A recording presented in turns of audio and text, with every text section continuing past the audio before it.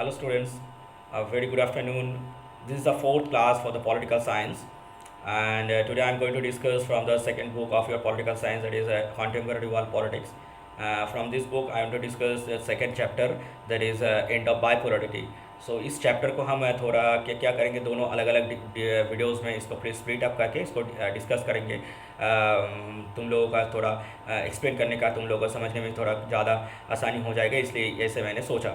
तो in the first video I want to discuss with you about the system of Soviet economic and political system and what actually happened during the last phase of the Soviet Union that actually push up for the collapse of this system, and what consequences occurred after the collapse of Soviet Union. Okay, and in the next video, in the second video, I want to discuss with you about the shock therapy and the relation between India and Russia after the collapse of Soviet Union, and the tensions that occurred in the Middle East, basically in the Middle East country and in the Eastern European countries after the collapse of Soviet Union. So let's start for the today's video. पहले हम ये जानेंगे कि Soviet system क्या था। हम लोग हमारा लास्ट चैप्टर में जो फर्स्ट चैप्टर इस बुक का उसमें हम लोग पढ़े थे क्या, कोल्ड वॉर क्या था। दोनों आइडियोलॉजी, दोनों कंट्रीज़ जिसका दोनों सुपर पावर इनका जो दोनों अलग अलग आइडियोलॉजी था, एक तरफ कैपिटलिज्म था, एक तरफ सोशलिज्म था, दोनों का बीच में एक आइडियोलॉजिकल कॉन्फ्लिक्ट, और that was a strategic war between this two block. तो इस चैप्टर में हम जानेंगे इस जो दोनों फर्स्ट चैप्टर में हम लोग क्या देखा है, जो दोनों पोल, पूरा वर्ल्ड दोनों पोल में डिवाइड हो गया, एक तरफ सोवियत पोल और एक तरफ कैपिटलिस्ट पोल। तो इस चैप्टर में हम देखेंगे ये दोनों पोल कैसे टूट गया और एक पोल में बाई पोल से कैसे वो यूनिपोलर सिस्टम में आ गया। तो क्यों हुआ था एक्चुअली 1990s के शुरुआत में देखा जाए तो सोवियत यूनियन ये कोलैप्स हो जा रहा है। तो सोवियत यूनियन क्यों कोलैप्स हो गया था? सोवियत यूनियन जब कोलैप्स हो गया तब वर्ल्ड में एक ही सुपर पावर रह गया, और पावर ब्लॉक जो पूरा कॉन्सेंट्रेशन उसी पे चला गया। सोशलिस्ट सिस्टम कोलैप्स कर गया और कैपिटलिस्ट सिस्टम को अडॉप्ट कर लिया बाकी वर्ल्ड। सो क्यों ये कोलैप्स हुआ था, ये हम इस वीडियो में ढूंढने का कोशिश करेंगे। तो इसके पहले हमें यह जानना चाहिए सोवियत सिस्टम था क्या। सोवियत इकोनॉमिक सिस्टम था एक कलेक्टिव बिलोंगिंग्स का आइडिया के ऊपर खड़ा होकर एक बना हुआ एक सिस्टम, जहाँ पे कलेक्टिव फार्मिंग, पब्लिक सेक्टर का ज़्यादा वहाँ पे बनाया गया था। फार्मिंग था कलेक्टिव फार्मिंग, और इंडस्ट्रीज जो था ये स्टेट ओन्ड इंडस्ट्रीज था। वहाँ पे कोई भी प्राइवेट प्रॉपर्टी का कोई कॉन्सेप्ट नहीं था। इसी का साथ साथ प्राइवेट एंटरप्रेन्योरशिप को भी वहाँ पे इनकरेज नहीं किया जाता था। और क्या था, जो economy, every corner of the economy of Soviet union controlled by the state and everything was planned. तो ये इकोनॉमी का जितना भी सभी कुछ था ये प्री प्लान्ड था, ये स्टेट ओन्ड था, एंड एक सेंट्रलाइज सिस्टम से इसको कंट्रोल किया होता था। हुआ क्या था, after the second world war eastern European countries इन्होंने ये सोचा था कैपिटलिस्ट सिस्टम से ये Soviet economic system far better है, इसलिए इन्होंने सोवियत जो रशिया का जो इकोनॉमिक सिस्टम है, जो सोवियत इकोनॉमिक सिस्टम, इसको, ये सोशलिस्ट इकोनॉमिक सिस्टम, इसको अडॉप्ट कर लिया था, और एक साथ ये एक सोवियत ब्लॉक फॉर्म हो गया था। तो क्यों इन लोगों को लगा था एक्चुअली ये समय में देखा जाए तो सोवियत यूनियन का जो इंडस्ट्री से लेकर सब कुछ इकोनॉमिक सिस्टम एक स्ट्रॉन्ग बेस के ऊपर खड़ा था। कैसे? इसका कम्युनिकेशन सिस्टम, इसका ट्रांसपोर्टेशन सिस्टम, इसका इंडस्ट्री, एक पिन से लेकर कार तक, everything manufactured in the state, in the state owned industries by their own technology. Okay, and obviously for the domestic consumers, देश का अंदर जो कंज्यूमर्स है उनके लिए बनाया जाता था। वहाँ पे कोई बाहर का कंपनी आके वहाँ पे बिजनेस करने का कोई राइट नहीं था, इसके लिए जो कोई लाइसेंस उसको मिलता नहीं। तो ये ऐसा एक सिस्टम था। और ऑन द अदर हैंड हम देखेंगे ये कोई भी, सबको एम्प्लॉयमेंट था, कोई भी अनएम्प्लॉयड पीपल नहीं था, सबका खाना रहना खाना सब कुछ स्टेट इसका बंदोबस्त किया था। और इसका साथ साथ जो बेसिक नेसेसिटीज़ है एक इंसान का, जैसे child care, education, health care, क्या अदर्स जो वेलफेयर मेजर्स है, ये सभी में स्टेट सब्सिडी देता था।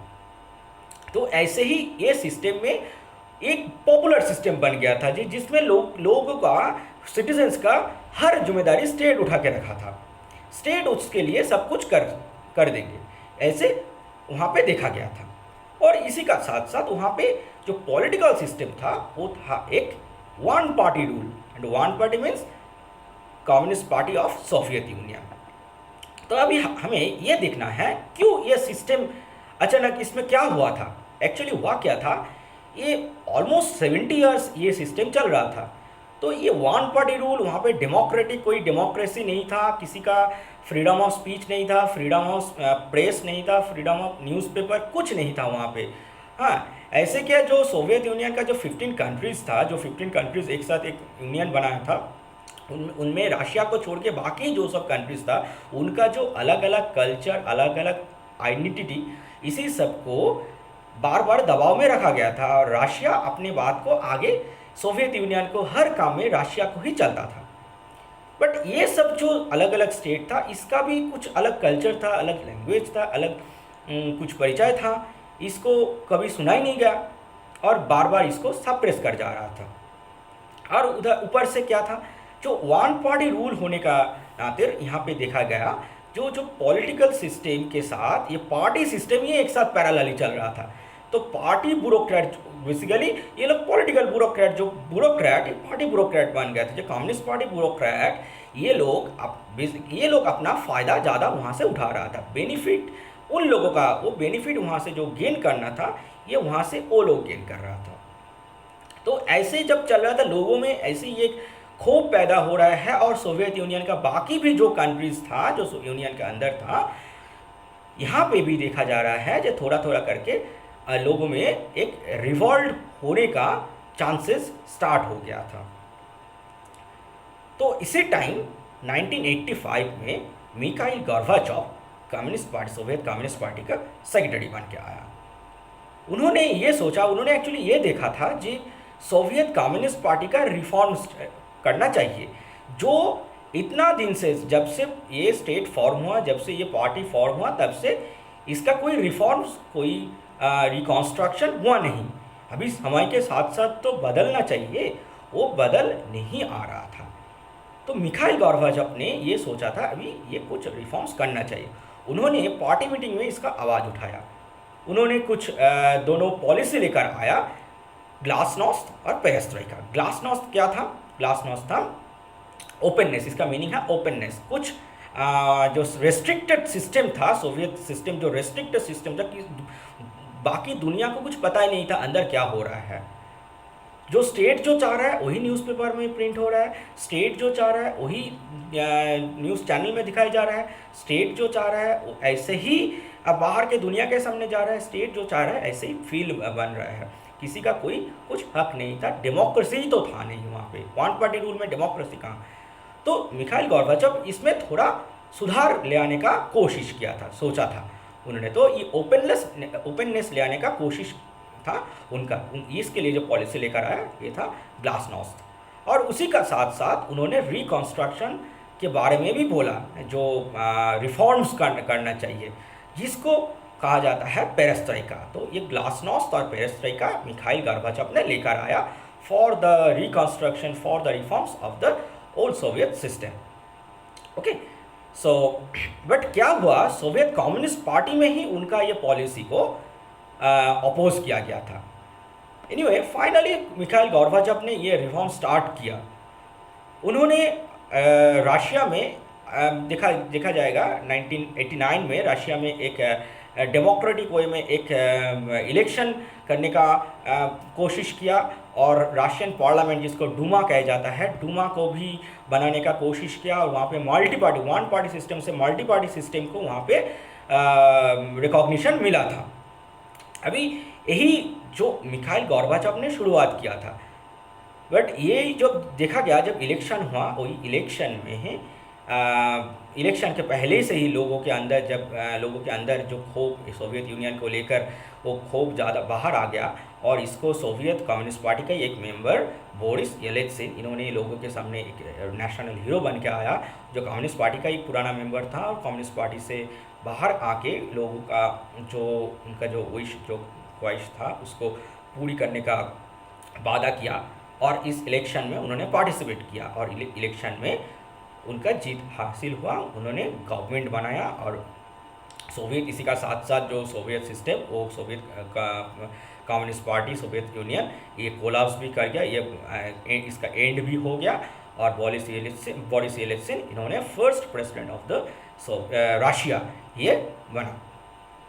तो मिखाइल गोर्बाचेव, एक क्वेश्चन ये आता है, जब मिखाइल गोर्बाचेव ने जब कोशिश किया तो क्यों लोग इसको क्यों एक्सेप्ट नहीं किया? मिखाइल गोर्बाचेव तो इस जो रेस्ट्रिक्टेड इकोनॉमी था, रेस्ट्रिक्टेड इकोनॉमी को थोड़ा लूज़ करने का कोशिश किया था, रेस्ट्रिक्टेड पॉलिटिकल सिस्टम को लूज़ करने का कोशिश किया था, तो क्यों लोग इसको नहीं माना, लोग इसको नहीं चुना, लोग क्यों इसका अगेंस्ट चला गया? इसका क्योंकि लोगों को चाहिए था एक फास्ट चेंज, बट गोर्बाचेव का जो चेंज हो रहा था, क्योंकि 70 ईयर से एक सिस्टम चल आ रहा है, तो उसको एक दिन में तो अचानक इसको बदल नहीं जाएगा, ये बदलना नामुमकिन भी था, क्योंकि उनको घर का अंदर भी बाहर भी सबके साथ ये लड़ाई करना पड़ रहा था, अपना कम्युनिस्ट पार्टी के साथ भी और देश का सिटीजन्स के साथ भी, सभी का साथ उनका एक लड़ाई चल रहा था। तो इसमें उसका जो प्रोसेस था वो एक स्लो प्रोसेस चल रहा था, और इधर सोवियत यूनियन का जो सिटीजन्स लोगों को ये पता लग गया था कैपिटलिस्ट कंट्री कितना आगे बढ़ चुके हैं, कैपिटलिस्ट इकोनॉमिक सिस्टम कितना आगे बढ़ चुके हैं, वहाँ का टेक्नोलॉजी, वहाँ का इकोनॉमिक सिस्टम कितना आगे लेकर गया वो सब देशों को। तो नेचुरली सोवियत यूनियन का सिटीजन्स उसी कैपिटलिस्ट जो इकोनॉमी है उसी से ज़्यादा अट्रैक्ट भी हो गया था। इसी का साथ साथ देखा जाएगा जो सोवियत यूनियन के साथ ऑलमोस्ट 1989 से 1979 से लेकर 89 तक अफ़गानिस्तान के साथ एक वॉर चल रहा था। अफ़गानिस्तान का वॉर जो उसमें जो रेड आर्मी, जिसको पूरा दुनिया जिसका नाम सुन के एकदम चुप हो जाता, वही रेड आर्मी उसका वहाँ पे ऑलमोस्ट हार हो गया। हाँ, क्योंकि अफ़गानिस्तान को यूएसए उनको सपोर्ट किया था।